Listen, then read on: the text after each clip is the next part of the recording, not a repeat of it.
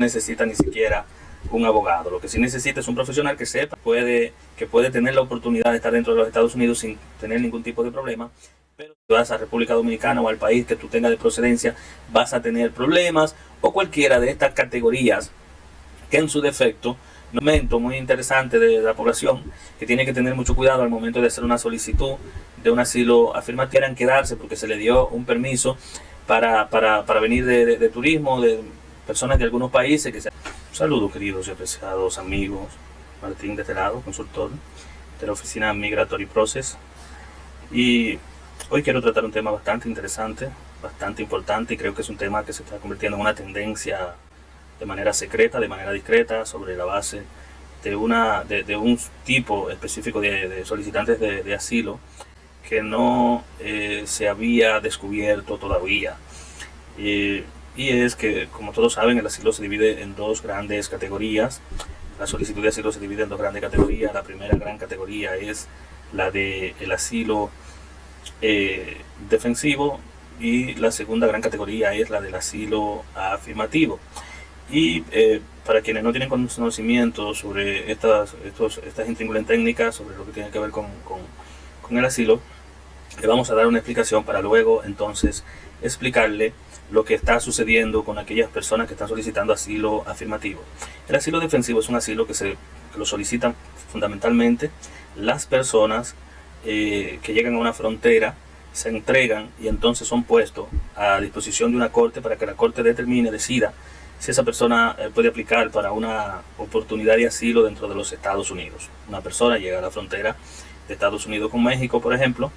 y ocurre que esa persona solicita que se le dé la oportunidad de poder pasar a los Estados Unidos porque tiene en su país un problema que le impide vivir en paz, que tiene temor de tortura, temor de maltrato, temor de que pueda de hecho perder la vida. Y entonces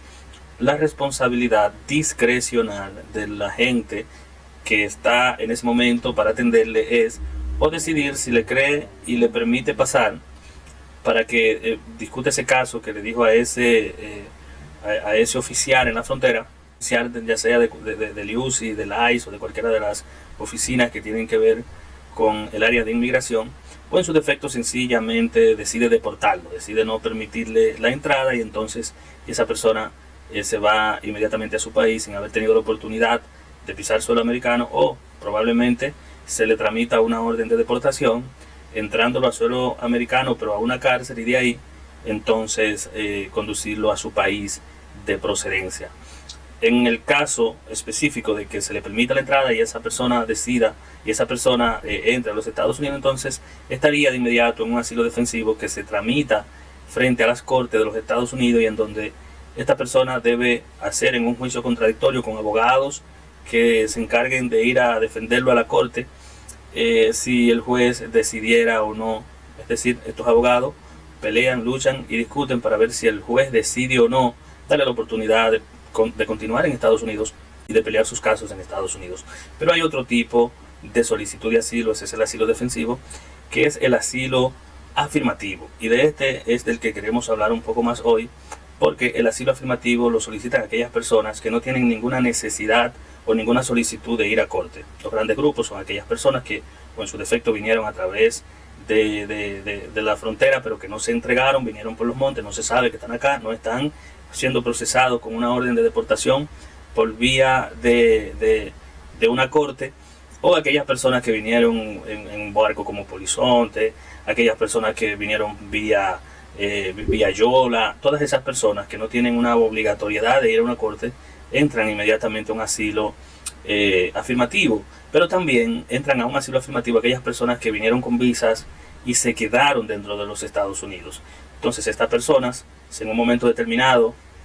no entraron en la cuestión de ajustar estatus, no entraron en ese trámite de ajuste de estatus, sino que lo que hicieron fue que algo que se está dando en este momento como tendencia, la tendencia del momento es muchas personas que entraron con este tipo de proceso están hoy solicitando asilo, y esa solicitud de asilo tiene dos grandes cuestionantes. Es decir, es favorable, es oportuna, es viable para aquellas personas, pero tiene dos grandes situaciones que son buenas de verlas a detalle para que no se vaya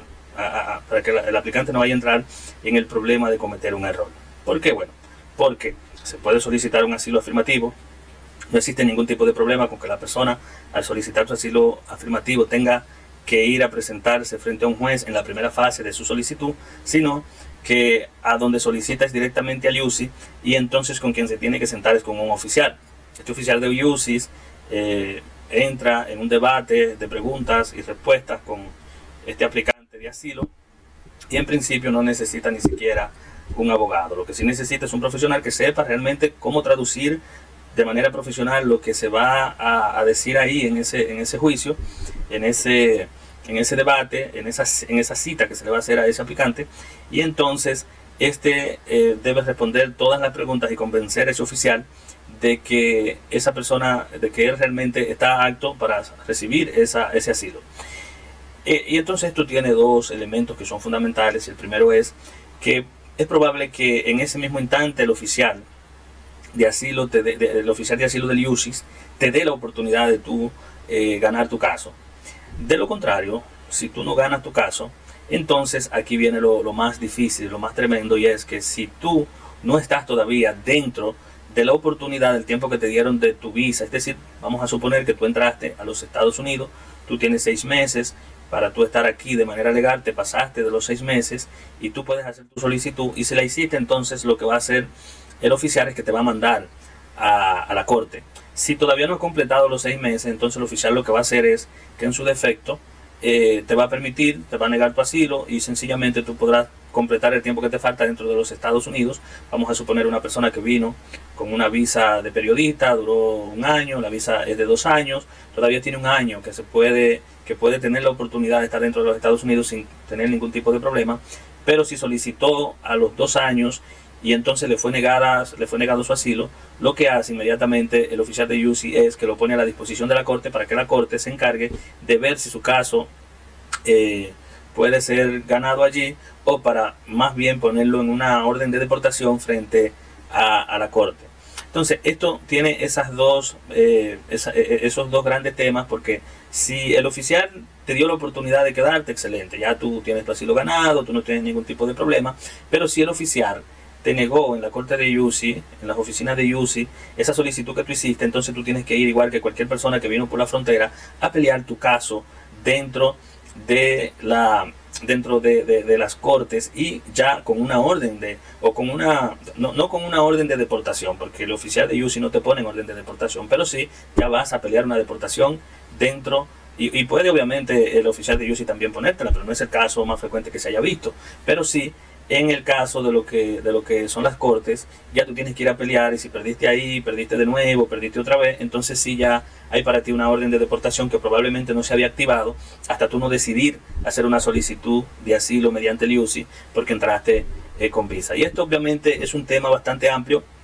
que iremos desarrollando mucho más al paso, porque entonces aquí esto es una vía que han encontrado las personas que vinieron por ahí, que vinieron con visas y que ahora están asustados porque piensan que también van a entrar dentro de los planes de deportación de Donald Trump,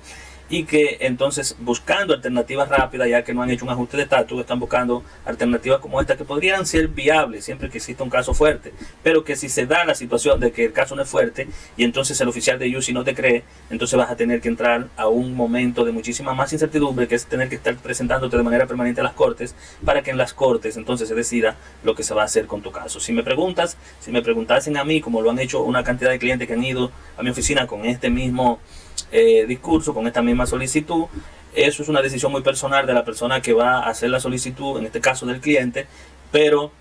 que tiene que tener muchísimo cuidado al momento de hacerlo, porque si no lo hace de la manera correcta, puede fácilmente perder absolutamente todo y no tener entonces la oportunidad de hacer otras cosas si el tiempo no le alcanza. Ahora, hay situaciones en las que sí realmente ocurre una situación, una acción dentro de su proceso que puede fácilmente darle la oportunidad de esa persona proceder, aunque haya entrado por la vía normal y legal a los Estados Unidos, que le permite sí entrar a un procedimiento de asilo. Y este sería, por ejemplo, estás en Estados Unidos, pero dentro del proceso de estar en Estados Unidos con una visa, ocurrió en tu país algo que pone en riesgo tu vida si vuelves. Por ejemplo, alguien que te amenazó, alguien con la que tu familia tuvo un problema y te lo están echando a ti como culpa, algún familiar, sea tu esposo o tu esposa, entró en un conflicto contigo y te dice que si vas a Estados Unidos, que si vas a República Dominicana o al país que tú tengas de procedencia, vas a tener problemas, o cualquiera de estas categorías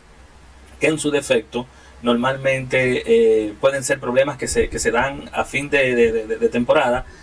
o que se dan ya cuando tú tienes mucho tiempo dentro de los Estados Unidos y entonces tú tienes por obligación que tener una causa muy justificada. Hay un segmento muy interesante de la población que tiene que tener mucho cuidado al momento de hacer una solicitud de un asilo afirmativo, que son estas personas que vinieron con permisos temporales, que solamente tienen permisos de 3 meses y no debieran quedarse porque se le dio un permiso para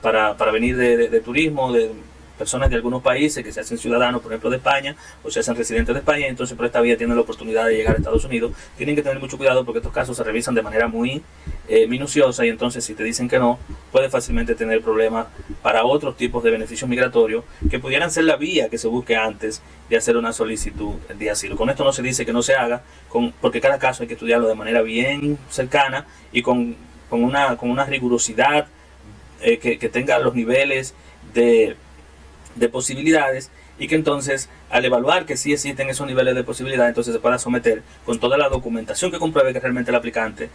puede ser apto y va a poder convencer al oficial de UCI de que realmente esa persona tiene la oportunidad de ser beneficiaria de un asilo. Recuerde que todo esto en su gran mayoría es discrecional, el juez es de manera discrecional que decide si te dan un asilo, pero el oficial de asilo, aunque es un poco menos riguroso, el oficial de UCI, aunque es un poco menos riguroso,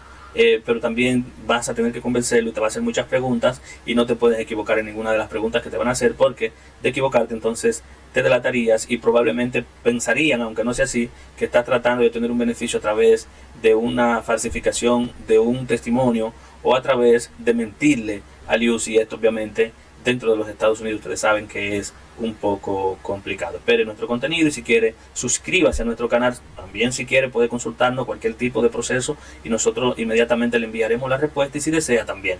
puede escribirnos y comenzar su proceso de solicitud de asilo y permiso de trabajo a través de nuestros enlaces